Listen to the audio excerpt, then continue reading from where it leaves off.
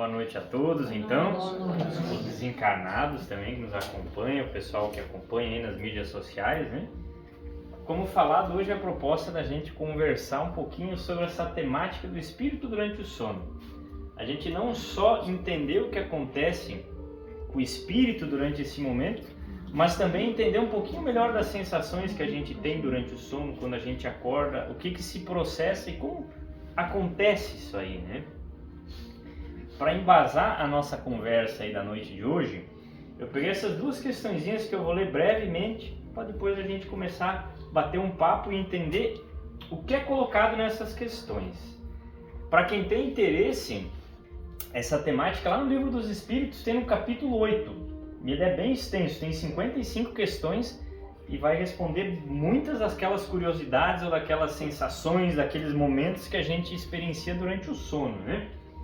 Eu peguei duas questõezinhas que eu vou ler só para a gente entender a base dessa conversa, que é a 401, onde Kardec questiona assim: se durante o sono, né, a alma repousa como o corpo? E logo de cara a espiritualidade responde que não, o espírito jamais está inativo, né? Durante o sono afrouxam-se os laços que o prendem ao corpo e, não precisando este então da sua presença, ele se lança ao espaço e entra em relação mais direta com os outros espíritos. E já vamos começar a entender que laços são esses e o que quer dizer isso aí, né? E aí embaixo tem uma pergunta, eu acho ela brilhante, né? Que tá, beleza, já que o espírito não está inativo e acontece isso aí, o que o espírito faz durante o sono? E é basicamente que os espíritos respondem assim: quando o corpo repousa, acredita, tem o espírito mais faculdades que na vigília, ou seja, quando a gente está acordado, né? Lembra-se do passado e algumas vezes prevê o futuro, adquire maior potencialidade e pode pôr-se em comunicação com os demais espíritos, quer deste, quer do outro mundo. Quando dorme, o homem se acha por algum tempo no estado em que fica permanentemente depois da morte. Vamos entender isso aí. Só eu vou dar um slidezinho só para a gente entender. Todo mundo aqui já ouviu falar em perispírito? Sim. Beleza, nós vamos entender então um pouquinho isso aí, que vai ser importante, e aí nós vamos começar a bater um papo das coisas que acontecem com a gente. Eu trouxe uma imagenzinha, né, que se a gente vai estudar isso aí, até fora do espiritismo, tem inúmeras classificações, né? No nosso espiritismo a gente tem lá corpo físico, certo? Perispírito, eu espírito, né? Aqui eu vou chamar a atenção para a gente focar nessa figurinha do lado, que aí tem um outro ali que se chama duplo etérico, nós já vamos entender. Vamos falar um por um deles. Corpo físico, nosso corpinho, né? Santuário sagrado que a gente judia o tempo inteiro, né? Todo mundo entende. Esse aqui do meio é um duplo etérico. Vamos pensar assim: para um carro andar ele não tem que ter combustível, certo? Consequentemente, combustível fica onde? No tanque, tem um reservatório, né? Da mesma maneira, não se aplicaria isso para a nossa vitalidade? Bota aí que é para mim viver 85 anos. Eu não tenho que ter uma vitalidade, um combustível para esse período? Consequentemente, um reservatório. Basicamente, o corpo etérico, o duplo etérico, ele tem esse papel de ter a nossa vitalidade, né? Como a gente vê na imagem, os chakras, todo mundo já ouviu falar, né? Centro de força, eles que distribuem a vitalidade para os nossos órgãos, beleza? E aí o nosso perispírito, certo? Ele que é o intermediário entre o espírito e a matéria, né? Antes da gente reencarnar, ele serviu de molde, tipo um manequim para fazer esse nosso corpinho, certo? Da mesma maneira, tudo que a gente lesa, tudo que a gente faz no nosso corpo, fica armazenado nele quando a gente desencarna, né? E aí vamos pensar que temos essa bolinha aqui, o espírito. Basicamente somos nós, certo? Agora vou botar uma imagem bem bonita para vocês não ficarem com dúvida. Como é que acontece isso aí durante o sono? E aí nós vamos começar a entender algumas coisas. Vamos olhar para a imagem. Estamos nós aqui dormindo um corpinho, certo? Não tem uma luzinha ao redor aqui? Vitalidade. Duplo etérico. Esse aí, quando a gente desencarna, isso desfaz. É a nossa vitalidade. E quando a gente dorme, ele fica dando vitalidade pro nosso corpo, certo? Caso contrário, não ia dar certo, né? E a gente daí como a gente pode ver aqui, temos esse processo durante o sono. A gente não leu uma questãozinha lá que fala que se afrouxam os laços que prendem o espírito à matéria, certo? Estão vendo puxadinho ali? Ali eles estão representando, tirei essa foto do livro Viagem Espiritual do Wagner Borges, que é maravilhoso, acha ele em PDF na internet, todas as imagens são bonitas dessa maneira. E basicamente esses laços, é eles que mantêm a gente ligado. Eles saem desses chakras assim, e é eles que mantêm ligado ao nosso perispírito. Então ali a gente vai estar transmitindo, né, essas sensações. Isso aí é falado até na Bíblia, fala de um cordão de prata, né, esse tipo de coisa. Então é basicamente esses laços que se afrouxam e durante o sono a gente tem uma maior liberdade. Também tem um fenômenozinho interessante que eu acredito que a maioria aqui já deve ter tido alguma vez na vida. A gente está sonhando que a gente está caindo, né, e daí tu acorda assim meio assustado. Vamos pensar assim, ó, estamos nessa situação, tá aqui o corpo físico, quem que anima ele? Esse aqui dá fora, certo? Eu venho e acordo esse aqui que está dormindo. Tu entende que você tem que voltar. E às vezes essa traçãozinha, seja vontade de fazer xixi, seja um sonho, qualquer coisa, quem tem que animar o corpinho ali volta, certo? E é basicamente essa tração aí que acontece, a gente tem, vamos dizer assim, essa sensação, né? Vocês já ouviram falar também, aqui tem uma coisa interessante que dá para conversar. Que às vezes um espírito suicida, ele mesmo desencarnou ali, ele tem as sensações do corpo. Alguém já ouviu falar isso? Pega ali a obra do Memórias do Suicida, né? Vamos pensar assim, tem o nosso reservatório aqui, aquele corpo térmico, certo? Basicamente assim é para mim viver 80 anos. Com 35 tu entende que tem combustível aqui, certo? E o que é esses laços aqui, ó? Tu entende que para desfazer isso aí não é tão simples. Quanto mais vitalidade tiver ali, mais é difícil esse processo. Às vezes a gente não fala, tem uma pessoa idosa, vozinho ou vozinha lá com seus 90 e pouco e fala assim, aqui, ali apagou a velhinha. Tu entende que o processo de desencarne é tão simples que às vezes, como a gente vai falar depois, esse laço já está tão simplesinho que a espiritualidade vai ali e faz isso, né? E é basicamente, vamos dizer assim que acontece esse processo. Então, durante o sono, ele acontece dessa forma e as experiências que a gente vai ter, e nós vamos começar a entender um pouquinho melhor dessa liberdade que foi falada ali, o que a gente faz durante o sono, é nesse formato assim, né, o nosso perispírito, né? E daí a gente para pensar, vamos desmistificar agora. Beleza, eu saí aqui do corpo, será que não vai um espírito entrar no meu corpo aqui? Não, pode ficar tranquilo, isso não vai acontecer, né? Tipo impressão digital, né? Tem, como a gente falou, tem esses filamentos que te ligam ali para vitalizar esse corpo, então não tem como isso acontecer. Nem da mesma maneira, será que no meu espírito ali, olha, corta esses laços? Não é matéria, né? É fluido, energia, né? E aquilo ali pertence a nós. Quando a gente está fora, o tempo inteiro está sendo transmitidas as nossas sensações, né? O que a gente está vivenciando. Alguém aí já ouviu falar em paralisia do sono? Ou já viveu esse processo? E às vezes a gente ali, tu acorda, né? Não consegue se mexer. Dá uma agonia, tu quer chamar alguém, quer abrir o olho, tu não consegue nada, tu tá consciente e tá travado, né? E daí a gente escuta às vezes, ai meu Deus, tem um obsessor ali.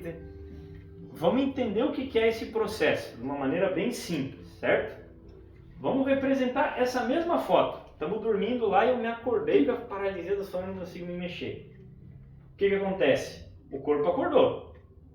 Quem que anima ele? Tu entende que ele já está em meia viagem, que é assim, eu não vou conseguir me mexer até que animar o corpo não está ali. Daí normalmente a gente fica fazendo o quê? Tentando mexer um dedo ali, vai uns minutinhos até que desespero, larga a adrenalina, o corpo está precisando voltar, a gente acorda e se mexe. Mas basicamente, se a gente conseguir relaxar, pensar em bons propósitos, em Jesus, confiar numa providência divina, muitas vezes tem uma sensação desse tipo e tu fala que tu está controlando o teu sonho ou que tu foi... E assim acontece um processo natural. Então essa sensação, essa paralisia que a gente tem, nada mais é que um processo natural, uma repercussão energética que todos nós passamos diariamente. Muitas vezes não é porque a gente não lembra que a gente não tenha vivenciado, né? E aí vamos pensar assim, tá me contando tudo isso, mas por que eu não lembro nada? Isso aqui é complexo, mas vamos trazer de uma maneira fácil. O que eu estou conversando com vocês vão assimilando, vocês vão concordando, vocês vão gravando as imagens. Quem faz esse trabalho? Nosso cérebro, certo? Na bagunça que eu estou participando lá fora, esse cérebrozinho aqui está participando, ele está no meu corpinho, certo? E aí eu estou transmitindo por aqui. Aí ele se espreme para tentar mostrar o que ele consegue lembrar ali, misturado com as coisas do dia a dia, que a gente vai conversar e vai ver sobre elas, né? Por isso que às vezes sai umas coisas meio perdidas, assim, né? Passa um anão de bicicleta ali, daí muda, a gente tá num rio, tá? Depois a gente vai falar um pouquinho disso, certo?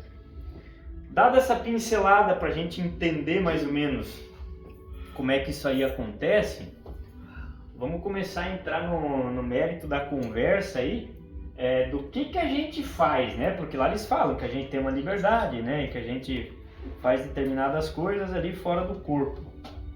O que será que a gente faz fora do corpo? E aí, até fala naquela questão que eu mostrei para vocês, não fala lá que tem mais faculdades que na vigília? Vamos pensar assim, eu amo fazer trilha, ir pra praia, andar de moto, só que tu entende que eu estou encarnado, não posso ficar fazendo isso aí o tempo inteiro. Primeiro que eu preciso cuidar do meu corpo, comer, dormir, pagar conta, trabalhar. Tu entende que eu tenho responsabilidades que a matéria coloca para mim e que consequentemente eu não posso ir buscar o que eu gosto de fazer o tempo inteiro. Porém, quando a gente está fora do corpo, você está livre, você vai onde você quiser, onde a tua consciência te levar. Mas entende que a gente tem uma mania de romantizar, né? Eu vou no nosso lar, nas esferas dos céus, assim. O que se faz quando você está acordado? Se pergunta isso. O que você acha que você vai fazer quando estiver dormindo? A mesma coisa. E aí o que acontece? E a gente pensa, né, que mundo espiritual já é uma coisa diferente. Tem as mesmas coisas, os mesmos hábitos, os mesmos vícios que a gente vai nutrir durante o dia. Como eu disse, lá a gente pode ir buscar. Estou estudando, me dedicando para um projeto muito bacana. Cara, muitas vezes tu vai ter inspiração, tu vai ter amparo para ajudar a desenvolver, para nortear de uma maneira bacana, porque é um projeto que tu vai impactar positivamente, tu vai ajudar os outros, além de ajudar a ti mesmo. Tu entende que frequentemente isso aí vai acontecer. Tá aqui trabalhando no centro espírita, muito provavelmente que dá sequência durante esse período, né? E aí a gente vai entendendo dessa maneira. Tem um livro bem interessante que eu gosto de falar, de um relato que ele traz, que ele desmistifica muita coisa. O nome do livro é Sexo Além da Morte. E ele traz um exemplo do quê? Como os espíritos que ditam a obra, eles estão contando, vamos supor que eles estão contando a nossa história, que eles estão narrando a palestra, o pessoal está assistindo, um está com a cabeça lá, um está com a cabeça aqui, o palestrante está assim, está assado, e tem o dirigente do trabalho, certo? Normalmente a gente pensa, não, o cara trabalha aí, né? Esse aí é uma pessoa do bem. O que acontece? Acaba o trabalho, eles vão para uma região do mundo espiritual para dar sequência à atividade assistencial que eles estavam fazendo. E eles estavam atendendo irmãos ali que tinham desvios no campo da sexualidade, excessos e desequilíbrios nessa área. E eles vão numa região, não tem nosso lar, a cidade bonitinha, aí no Pereira da Moral, lá no Memória dos Suicidas, ela fala o quê? Vale dos Suicidas, não tem? Esse lugar que eles foram era chamado Vale dos Prazeres. E eles vão lá, tinha diversos espíritos, assim, com coisas complicadíssimas nisso, mas eles encontram uma figura conhecida. Eles chegam lá, estava o diretor do trabalho lá no meio, aproveitando. Só que daí tu entende, né? Por isso que eu digo, às vezes, na matéria, na nossa vivência do dia a dia, a gente consegue vender algo, a gente consegue representar, mas o que está dentro de nós não mente. E é o que está dentro de nós que vem à tona quando a gente está dormindo. A nossa essência, nós em espírito e assim por diante.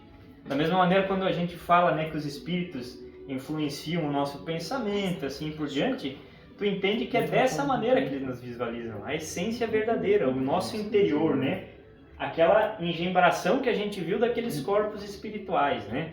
Então, por isso que a gente não tem como, vamos dizer assim, enrolar nesse processo, né?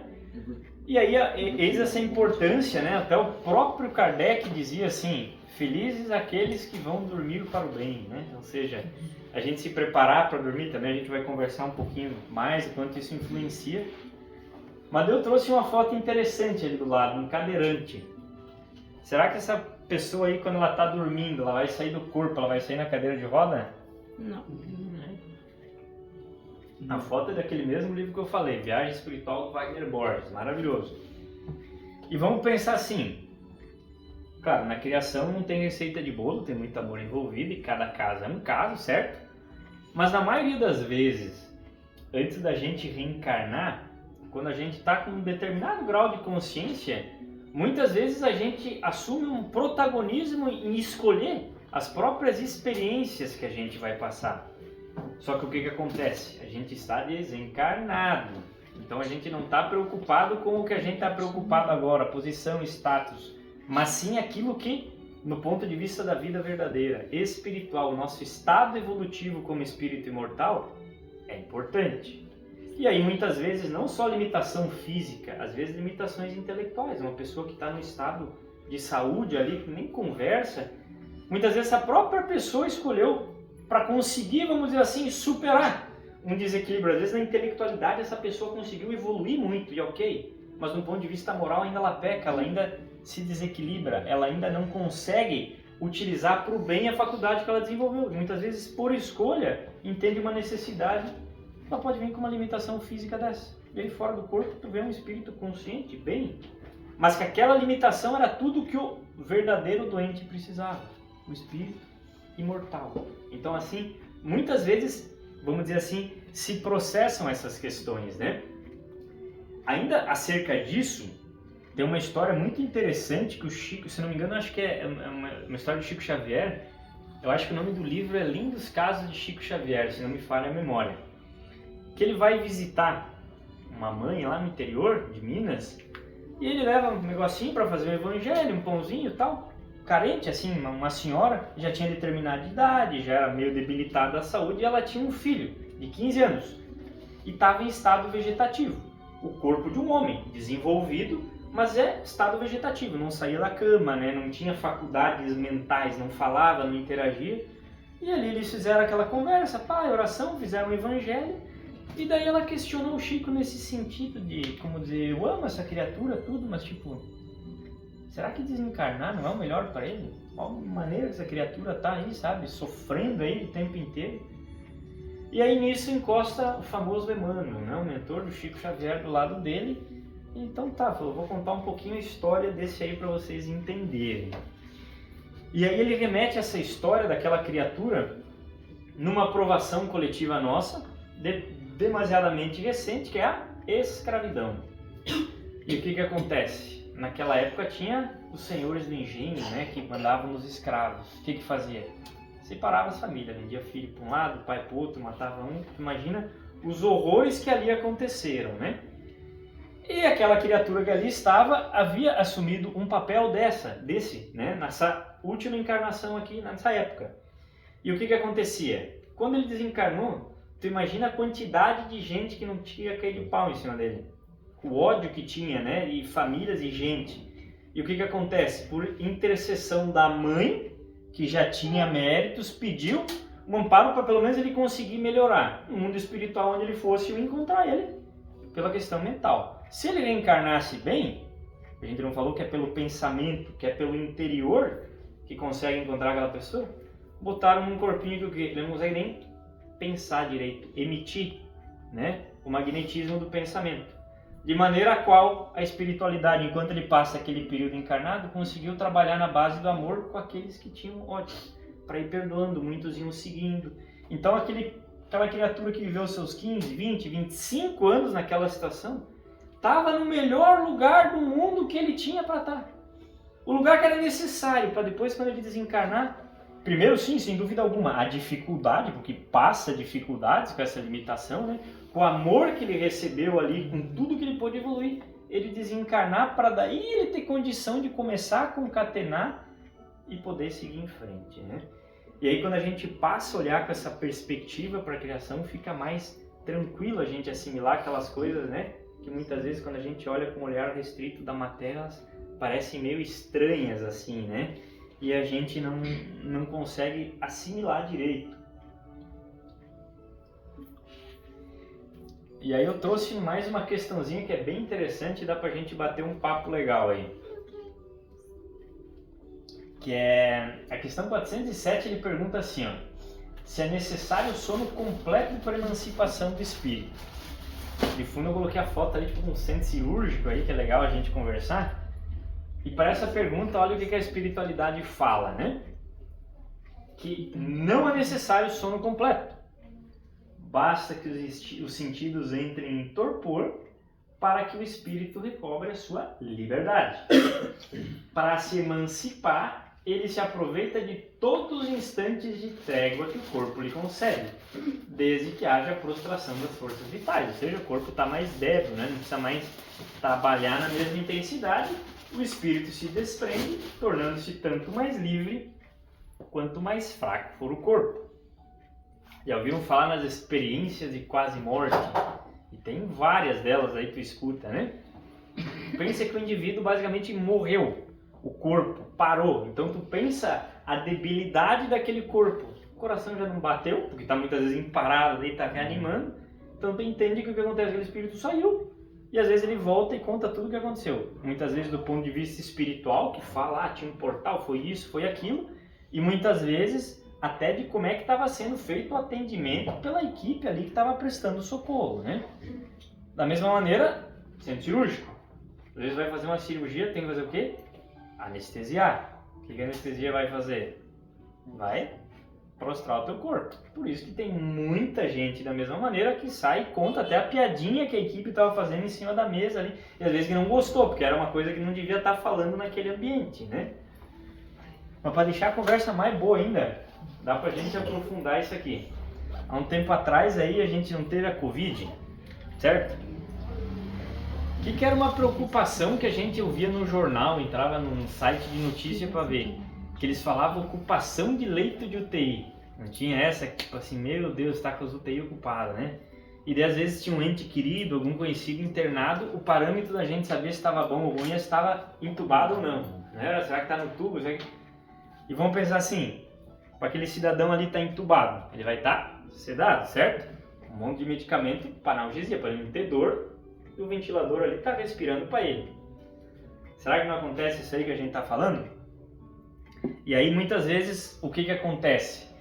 Que nem nós aqui vamos pensar que dá um acidente de carro. O que é a primeira coisa que a gente faz? Liga para o SAMU, né? Alguém para ir socorrer. O SAMU vai pegar, vai estabilizar para levar para um hospital ali. Ah, ficou um tempo na UTI, tratou, vai precisar de uma cirurgia mais específica. Tem que ir para Curitiba. Assim vai, não é? No mundo espiritual da mesma maneira.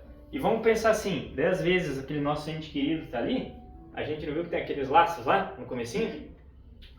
Ele se solta igual. E às vezes a gente tem postos intermediários de auxílio, tem ambulatório, na festinha tem ambulatório, sim. Muitas vezes aquele ali foi e o espírito já recebe tratamento, recebe cuidado, amparo.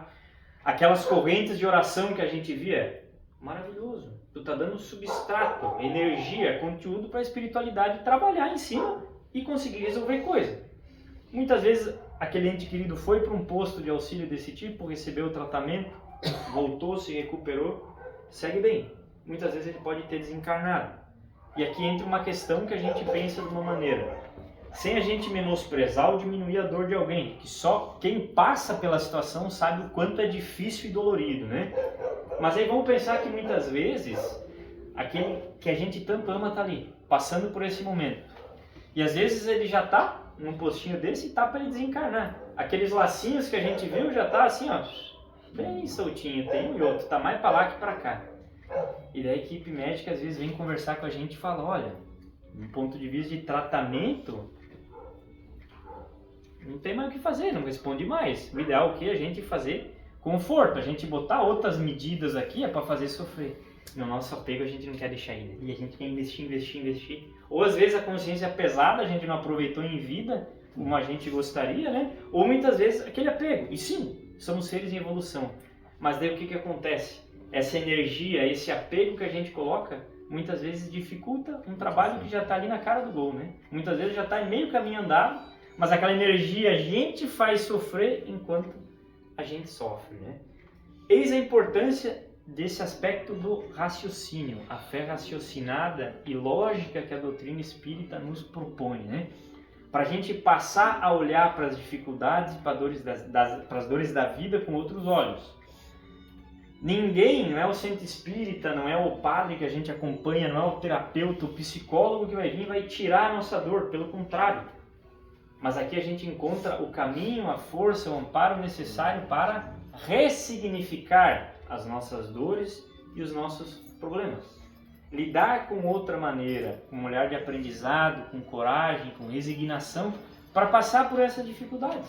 Porque é assim, todos nós estamos aqui fadados a viver essas dificuldades. Caso contrário, a gente não teria mais necessidade de assim reencarnar, né?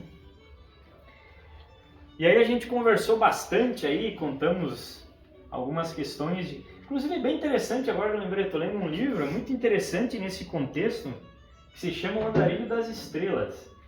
E ele conta, é um livro de 1913, para vocês o quanto é interessante naquela época, e o livro, a história se passa um americano. E ele conta que ele foi preso, um cara que era professor de universidade e tudo mais, ele conta o que se passou, e ele foi passar ali ficou na solitária, né? E às vezes, se tu tinha mau comportamento, eles botavam na camisa de força, apertado. E basicamente ele fala como ele passou por esse tormento, tendo essas experiências e se aproveitando dessa fadiga, dessa prostração das forças, que é aquele contexto ali, sem tomar água, sem comer, e a perspectiva do olhar da outra vida, do espírito, da imortalidade, que ele traz nesse contexto é muito interessante, porque ele consegue ressignificar o processo da dificuldade que ele passava na prisão, olhando dessa maneira. Então, muitas vezes, essa noção, né, raciocinada, lógica, ela ajuda a gente a fortalecer o lado da fé, o lado do amor, né, da devoção propriamente dita. E aqui é interessante aí para a gente conversar um pouquinho aí sobre, a gente já falou no início, o quanto a nossa vida física influencia durante o sono. Mas entender talvez por que hoje em dia a gente tem tanta ansiedade, a gente tem tanto problema de insônia e assim por diante. E eu dei um exemplo dos nossos hábitos, né?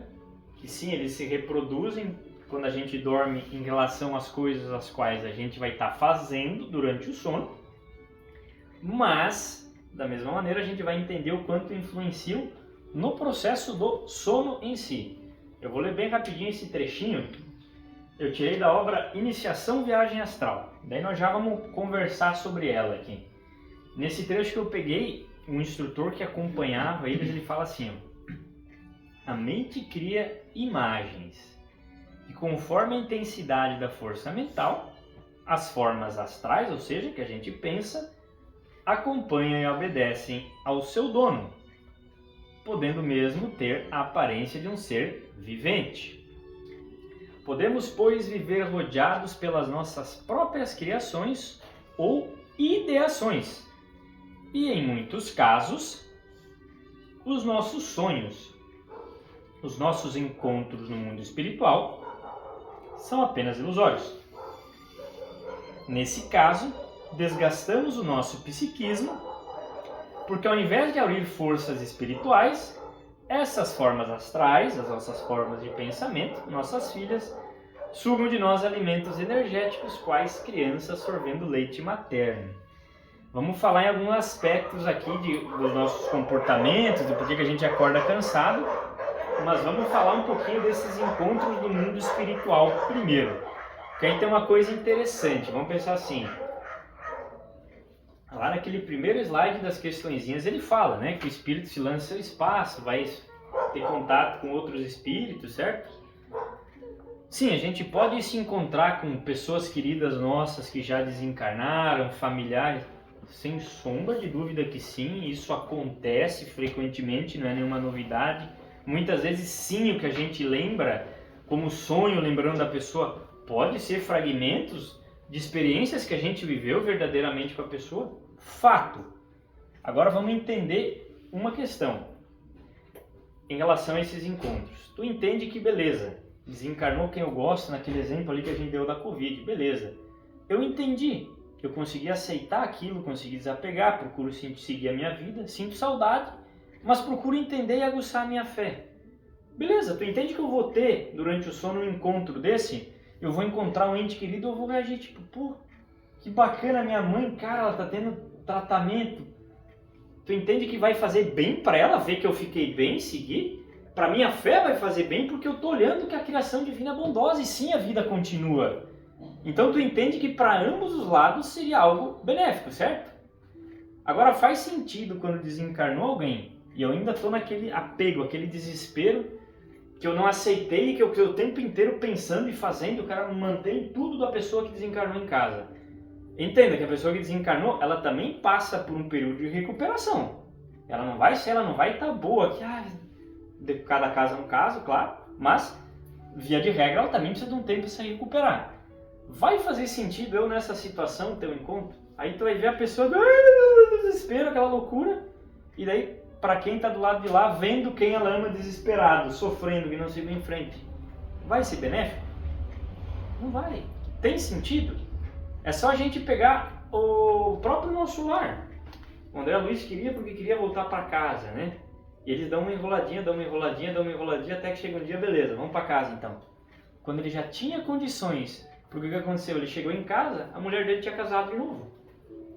Só que tu entende que levou um tempo para ele foi lá, ele conseguiu aceitar isso, e aquele segundo marido estava doente, ele foi lá e ajudou o cara. Ele vai lá e fluidifica a aguinha, dá um passe ainda para ajudar.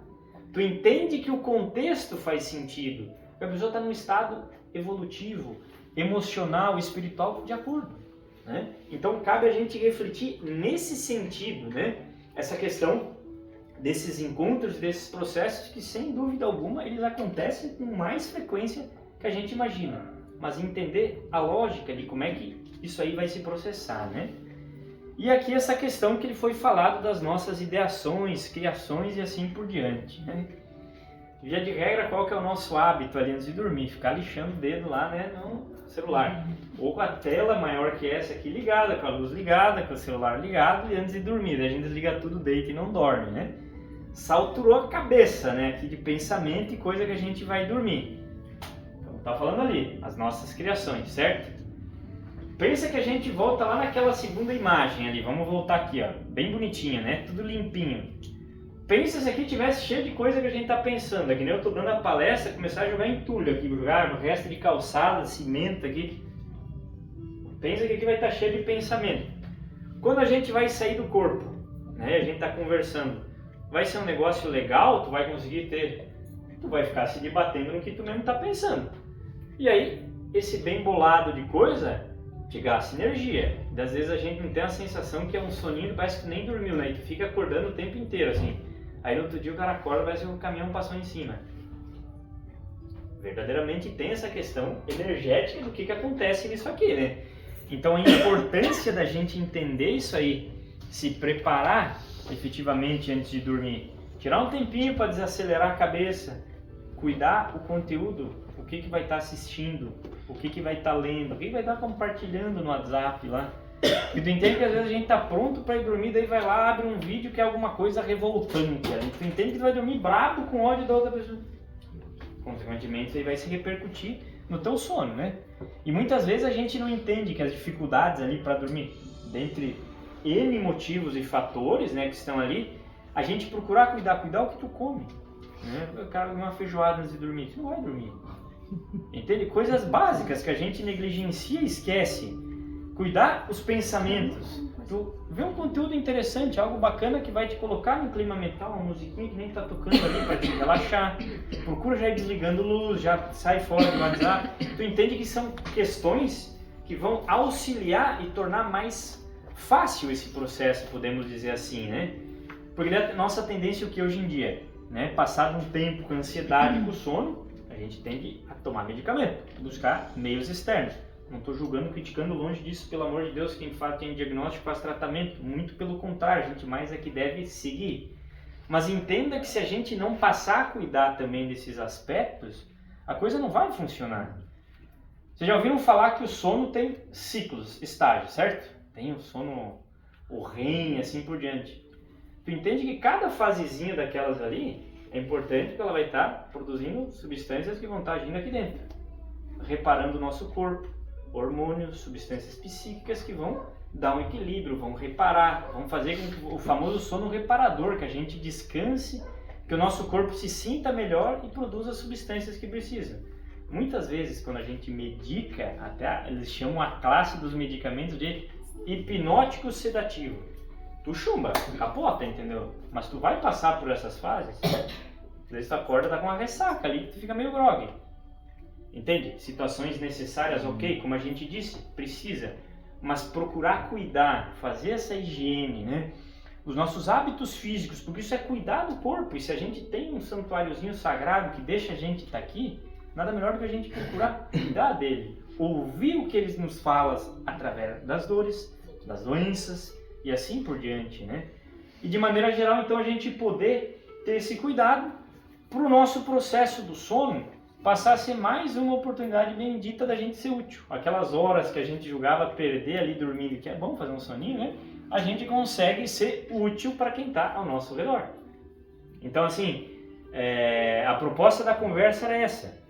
A gente olhar, entender como é que é esses processos, a gente desmistificar algumas coisas que a gente acaba ouvindo em relação a isso e entender a importância de que, sim, o protagonismo que a gente tem nesse processo, tanto do sono do ponto de vista físico, a gente dormir bem, a nossa qualidade de vida a longo prazo, da gente não ter doença, da gente render, da gente não procrastinar, são coisas importantes, quanto a repercussão espiritual, né, que muitas vezes esse processo demasiado simples do sono proporciona. E aí esses slides ficam para uma outra conversa. Era essa a proposta da noite de hoje. Eu agradeço a paciência e a atenção de todo mundo que veio aí. Uma boa semana para todo mundo, então.